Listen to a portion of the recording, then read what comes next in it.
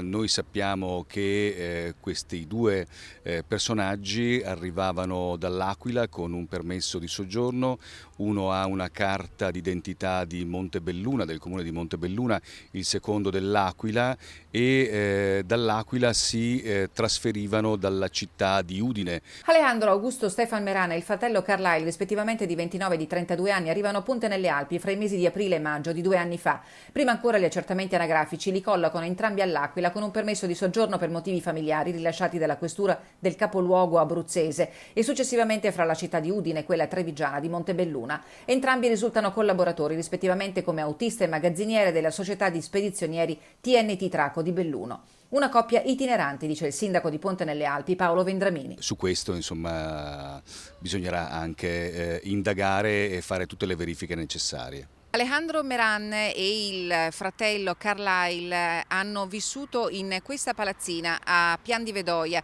È una località del comune di Ponte nelle Alpi. Siamo affacciati alla statale 51 di Alemagna, a poche centinaia di metri dall'ingresso della A27. Questa è la palazzina dove hanno vissuto per poco più di un anno, sino all'agosto dello scorso anno. Una casa d'appoggio, spiega il sindaco, utilizzata fino all'estate 2018. Il 30 maggio 2019 l'ufficio anagrafe del comune, in seguito a controllo dei residenti, inserisce il nucleo nel faldone degli emigrati, con Alejandro e Carlyle anche Manuel Annunziantini e Morando Morillo, entrambi della Repubblica Dominicana. Questa famiglia, questo gruppo di persone non ha mai fatto richiesta né ai nostri uffici né neanche ai servizi sociali, quindi per noi è stata veramente una novità e un colpo anche particolare per la nostra comunità. La comunità di Ponte nelle Alpi ha espresso cordoglio, vicinanza e solidarietà alle famiglie dei due agenti assassinati a Trieste e alla Polizia di Stato.